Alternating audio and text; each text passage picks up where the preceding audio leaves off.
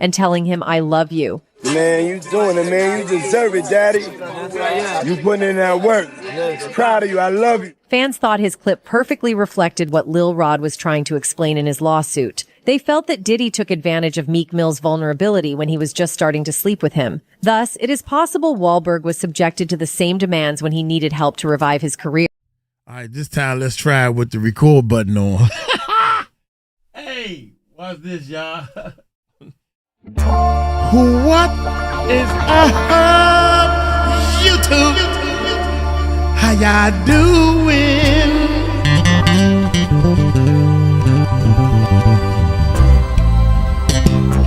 It's the music recording network. Since you came, we'd like to thank you. Thank y'all.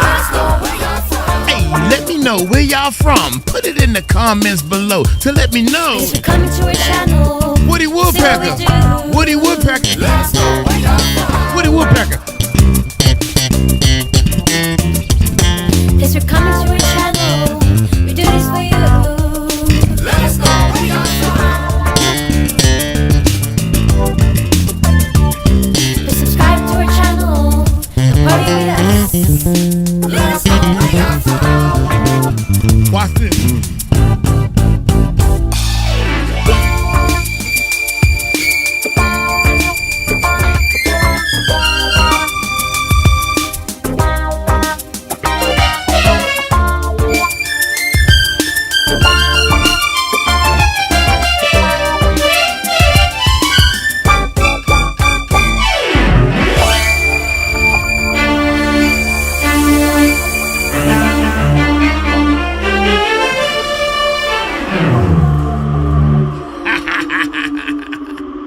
Man, I'm rusty, man. That's all right.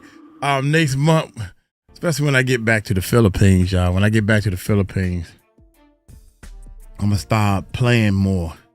I've been working on music and stuff. Trying to get back in the mix of things, man. But, hey, check this out.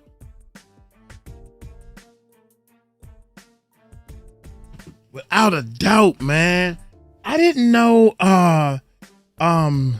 here's why I left rap. Mark, my man, this guy was one of the brothers. Four Brothers was the name of the movie. And I seen a whole lot of different videos. I'm trying to talk while I'm getting ready.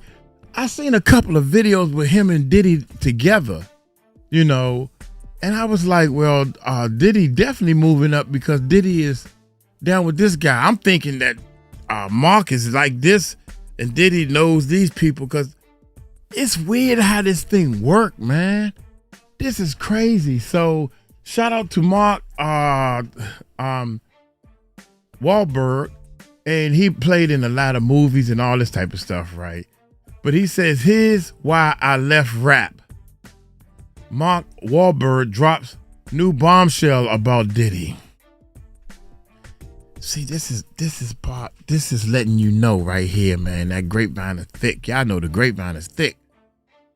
It is thick, man. Y'all know that.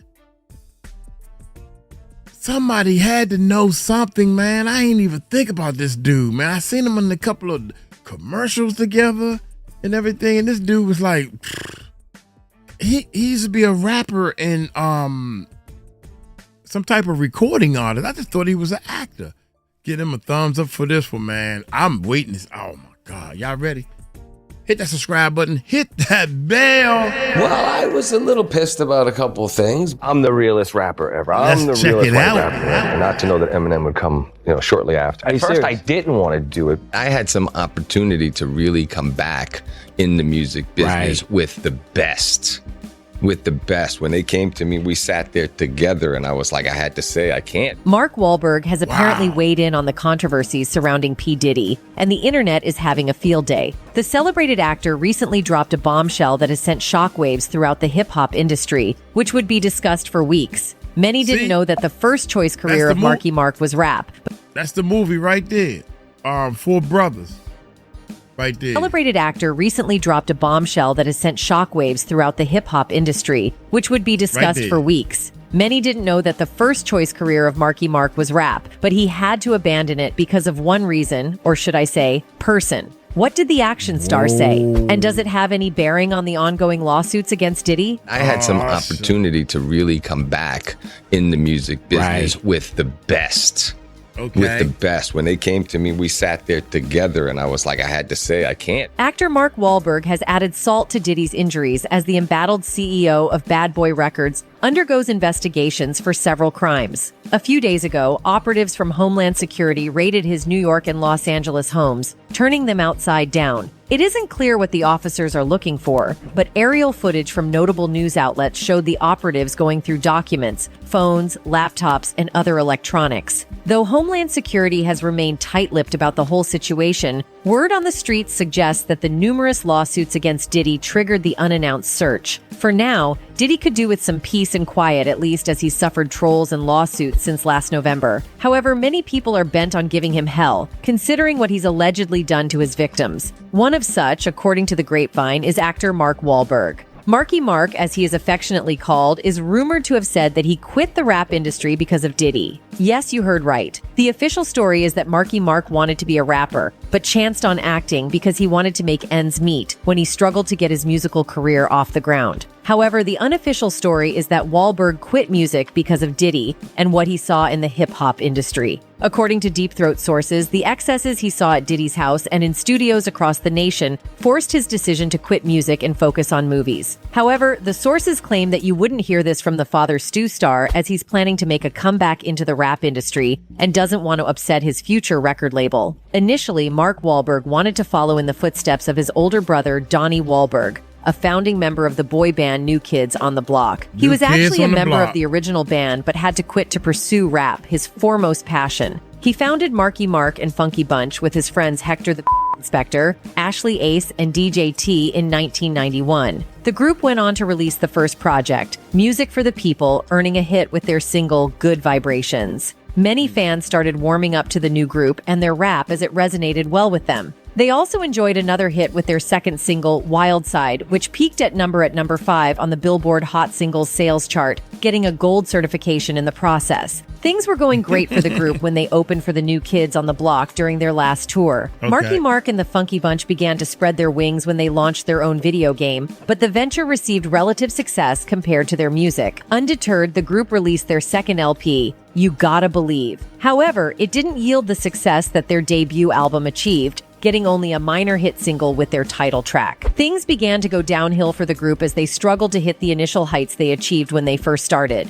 In 1992, Mark Wahlberg made things worse for the group when he co-signed Shabba Ranks' comments that people should be crucified. The gay community rose up in arms against the rapper and called for his cancellation. They requested all the brands to drop him as an ambassador and discouraged fans from patronizing his music. His comments brought him so much heat that he had to relocate to Germany to revive his music career. In Germany, the burgeoning rapper signed with East West Records and worked with the late reggae artist Prince Idol Joe. Finally, Marky Mark breathed new life into his music and his career took off once again. His track United became a hit in Germany, topping several of their local charts and earning immense praise from fans and critics. Seeing how their initial project was well received by the Germans, Wahlberg and Prince Idol Joe teamed up for a second project, the remix album, in 1995 under Ultraphonic Records. His success in Germany allowed him to put together a musical act called One Love with him as its producer, and also sometimes its lead singer. He also started production on a third studio album. He featured in their song titled That's the Way I Like It, which received relative success compared to his own projects. Soon, his label started pushing him in the direction that he didn't want to go. They wanted him to have a tougher outlook, similar to Eminem,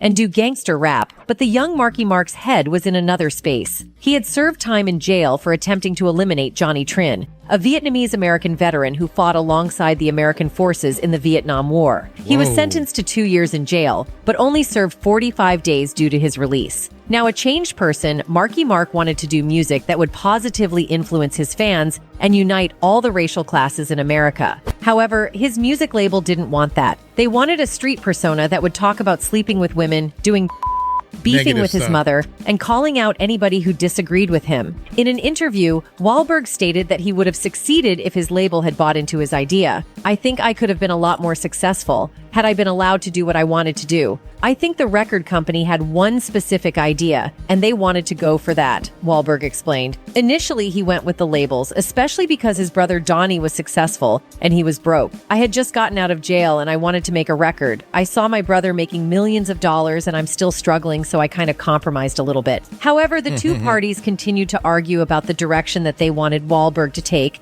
until he reached a breaking point and decided not to cave in to the demands of his label. But when they continued to push me further in the opposite direction, that's when I decided not to make another record and to wait out my contract, Mark said. Apparently, Mark had seen enough evil, debauchery, and corruption in the industry and decided he didn't want to be a part of it. He had lived through the disastrous East Coast-West Coast rivalry that claimed the lives of two of the finest rappers of their era, Tupac and Biggie Smalls. He had seen the havoc that people like Diddy had wreaked on the lives of men and women in the industry, and he wanted to chart a new course. Officially, Diddy and Mark Wahlberg crossed paths somewhere in around 2013 when the two launched a high-performance alkaline water. The business took off to a bright start and is currently performing well on the market. However, word on the street suggests that the two men met when Marky Mark was desperately trying to revive his music career after leaving his East West record label. He was looking for a fresh start, a positive start, far away from his checkered past,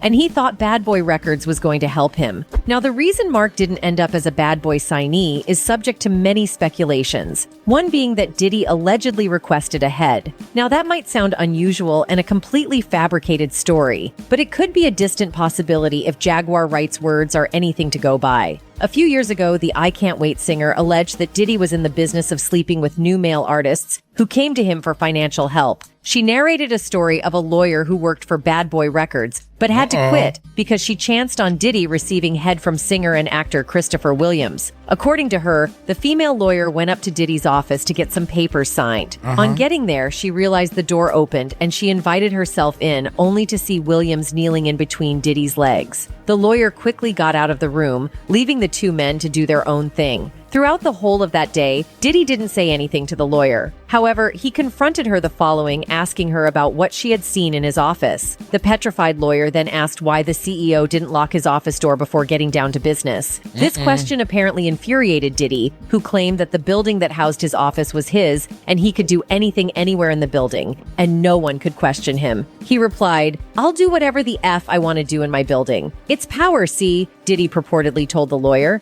"If I could make a man my D, I could make people do anything for money." Wright continued her narration. "She was a wonderful woman and she was a brilliant attorney, and she thought she was signing up for the ride of her life," she continued. "You know, she was going to be head of legal at Bad Boy Entertainment and be a female, like that was a big deal, until she accidentally walked in on her boss's office and caught him getting head from a movie star, which he said was done for nothing more than an exercise of power." R&B singer Chris Brown appeared to echo Jaguar Wright's sentiments when he stated that he got rejected by Diddy because he didn't dance. Many fans thought that the superhero singer meant literal dancing, which he's extremely good at. However, other fans believe that Chris Brown's use of the word dance had an underlying meaning that wasn't apparent to the casual listener. According to them, the No Guidance singer meant he didn't dance to Diddy's music, which involved sleeping with him. Now, given the backdrop of what allegedly happened to Christopher Wallace at Diddy's office, the fans couldn't be further from the truth. Besides, Chris wouldn't be the only one to have asserted that Diddy wanted his derriere before signing him. A pending court case filed by music producer Rodney Jones Jr. alleged that Diddy tried to force him into S-acts when he worked with him. Rodney Jones, who goes by the... I think it's 2 more weeks, y'all. I think it's 2 more weeks, Lil Rod's case is about to begin. I'm sorry, man. I was in the zone. My dad derriere before signing him. A pending court case filed by music producer Rodney Jones Jr. alleged that Diddy tried to force him into S-acts when he worked with him. Rodney Jones, who goes by the nickname Lil Rod, explained that the music mogul attempted several times to lure him into his bed, but he resisted. To convince him, the music mogul stated that he had slept with the likes of Usher, Meek Mill, and Stevie J. Now, the lawsuit didn't specifically mention Usher and Meek Mill but gave clues that perfectly fit those musicians. The lawsuit stated that Mr. Combs had S relations with a rapper who hails from Philadelphia and dated Nicki Minaj, apparently referring to Meek Mill. The suit also continued that the other recently performed at the Super Bowl and had a successful Las Vegas residency. Usher put on an awesome show at the latest installment of the Super Bowl and recently celebrated his successful Las Vegas residency. As expected, Meek Mill has denied having any S relations with the founder of Bad Boy Entertainment. Taking to his social media pages, the I'm a Boss rapper wrote, "I'm from Philly, I don't do or freaky ass Molly. Nobody won't even offer me because I'm that heavy. No man or what would ever approach me about gay activity and the whole place don't get flipped. Woke up seeing this on every blog like they know I'm coming, lol. Y'all see these rappers with gay styles, they want that look. Leave that too. Them I come from that S surviving in the jungle. I have the right to say I ain't gay and I'll trash anybody that play with my manhood. P don't control me, but it's like a high, one love to the gay people, but that juicy P.I. do it for me. I done ran red lights to get that feeling y'all weird on here like devils." However, fans weren't buying his denial, preferring to believe Lil Rod's account over Meek Mill's. The fans even pulled up an old video of Meek Mill chilling in a pool with Diddy calling him daddy and telling him, "I love you." Man, you doing it, man. You deserve it, daddy. You putting in that work. Proud of you. I love you. Fans thought his clip perfectly reflected what Lil Rod was trying to explain in his lawsuit. They felt that Diddy took advantage of Meek Mill's vulnerability when he was just starting to sleep with him. Thus, it is possible Wahlberg was subjected to the same demands when he needed help to revive his career, but he held his ground. He had spiraled into teenage rebellion and had walked the path of darkness. He wanted a label that would project his ideas and values, but it seemed Bad Boy wasn't ready to offer him that. Moreover, even if it did, he didn't want to pay the price that allegedly included offering his derriere on a silver platter. Another person who has openly accused Diddy of sleeping with upcoming artists in exchange for a record deal is internet personality Josh Ostrovsky. I walked in a room I shouldn't have walked into, and I saw him like hooking up with a dude. Basically, like full spooning situation. This guy, Felix the House Cat, who's like a producer. Narrating the incident on the Not Skinny But Not Fat podcast, the entrepreneur explained that he saw Diddy hooking up with an up-and-coming music producer at a party in Miami. This was something I've been talking about for years because it's now a documented thing that I saw him at a party in Miami. Some real black excellence that I was not deserving to be at, but I went with a DJ. I took ecstasy and ended up wandering around on some mansion on Star Island. I guess it was his mansion. It's all hot black people, and then just one moron with an afro. They're like, whose man is this? Ostrovsky then mentioned how he chanced on Diddy spooning with the music producer. I walked in a room I shouldn't have walked into, and I saw him hooking up with a dude, basically. He continued about Diddy, like full spooning situation. On seeing the situation, Ostrovsky walked out of the room to a different part of the mansion. It wasn't over yet. Diddy and his men tracked him down and allegedly him not to breathe a word of what he witnessed to any other person. However, he told the story on one podcast, and Diddy's reps contacted him to change the story and claim he was just making things up. Whatever. I then told the story on a podcast. His people called me and were like, "You need to say you were joking. Say that you're a funny guy and you made it up for the views." No, but I did not. I saw it and he saw me when I came in. Yes, I was a little scared because everyone in the room stopped. I opened the door and was like, "Is this the bathroom?" Everyone was like, "No, this is a room where male celebrities hook up." And then he basically had people call me and me. The would do nothing to deter Ostrovsky. He would go on to narrate the same incident in an interview on Hot 97, but the radio station refused to air it for obvious reasons. I talked about it on Hot 97 and they wouldn't air it. Hot 97 always kept me on a pre-record because they were like, "What are you gonna say?" They would never let me do a live interview. I told the story, and then afterward, Ebro was like, "I'm not gonna run this interview because Diddy is insane." He then described what Diddy allegedly did to Kid Cudi because he suspected the rapper was dating Cassie, whom he had just broken up with. He blew up Kid Cudi's car. No, I wanted to get unalived by Diddy, but now everyone just found out. Kid Cudi finally told the story. I've been saying this for years. I've been talking about this Diddy issue for years, and now it's out there. Ostrovsky's statements highlighted the issues that new artists go through before getting signed to big record labels. Worse still, it reveals the decadence that had plagued the music industry for centuries. His words add to the ever-increasing SA allegations being leveled against the CEO of Bad Boy Entertainment, Entertainment. The whole brouhaha began when Cassie Ventura sued Diddy for multiple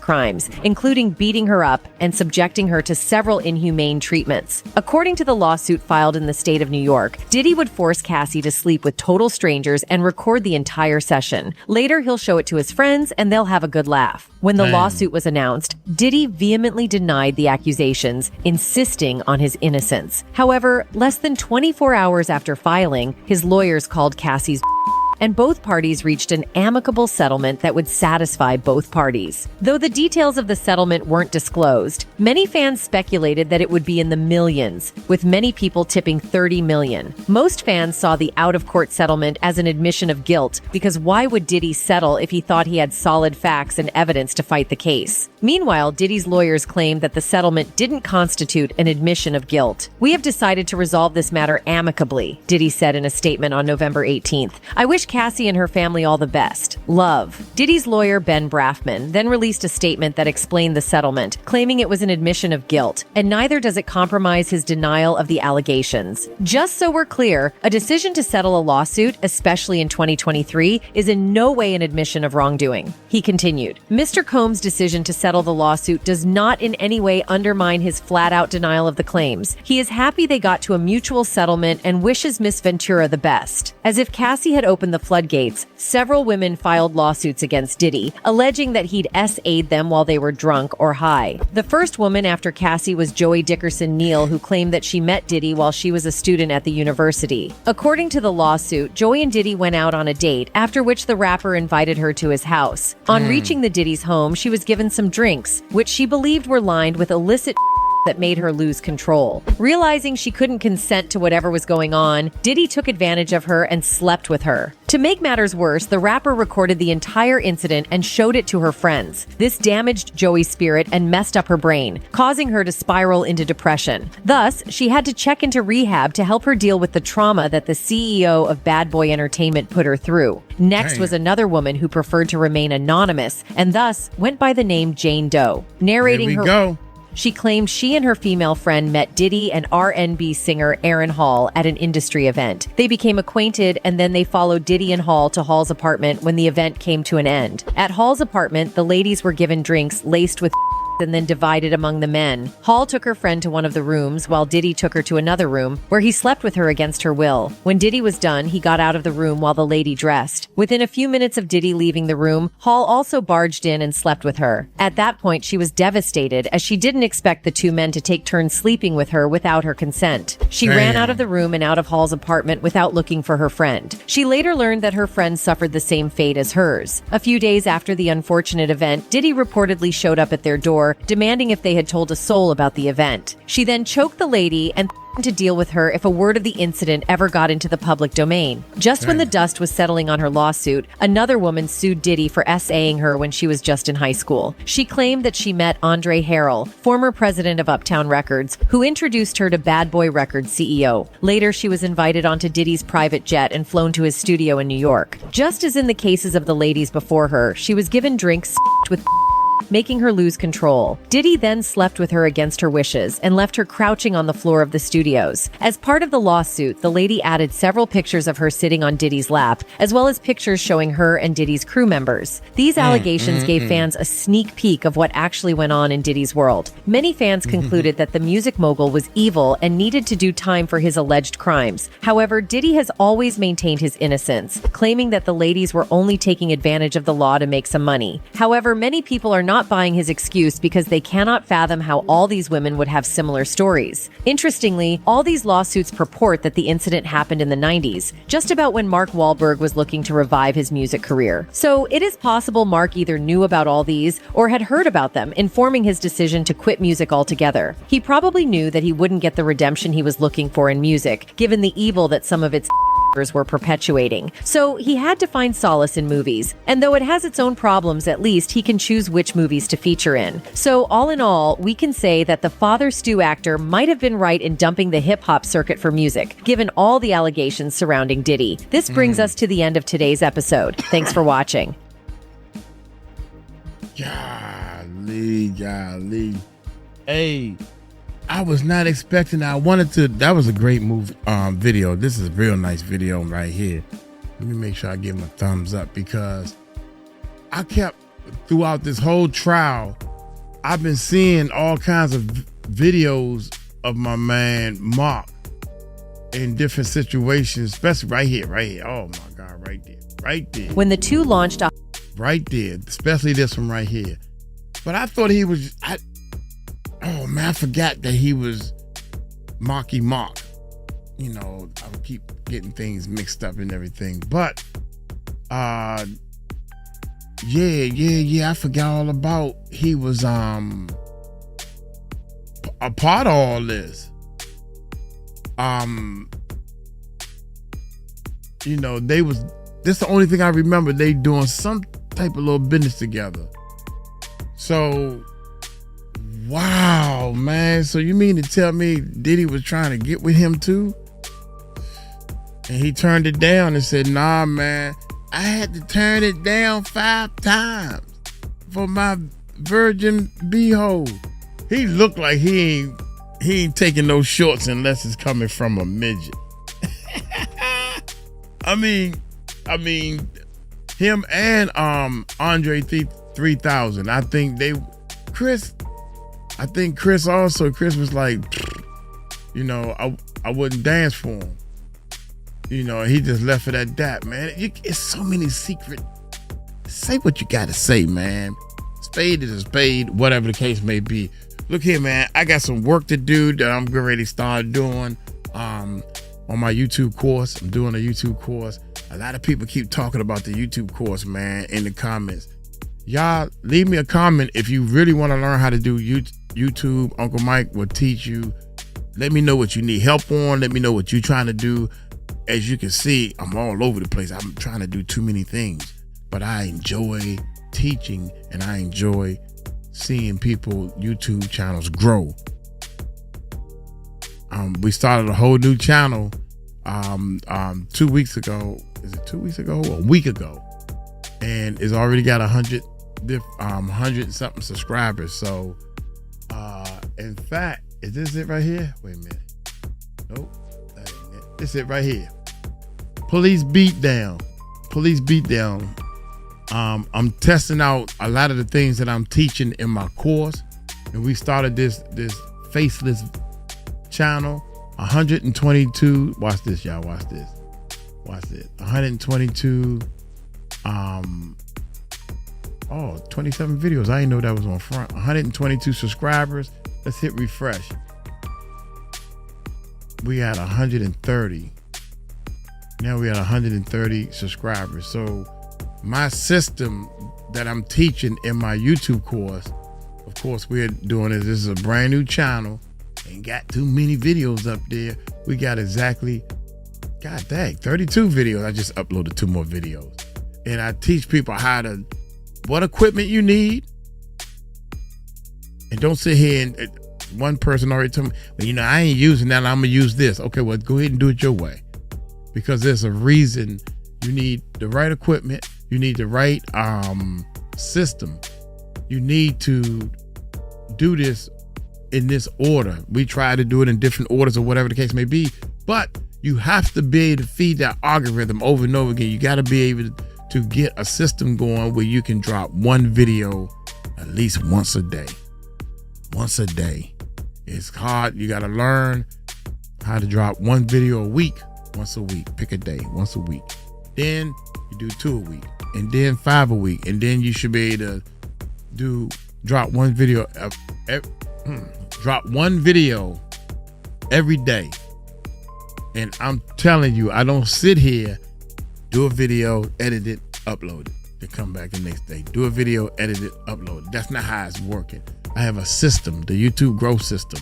I have a system that teaches you how to edit and put this whole formula together so you can beat the algorithm, so you can start changing your life. I'm gonna get on up out of here, man. Y'all take it light, take it slow. Tell them Uncle Mike told you so. Peace out.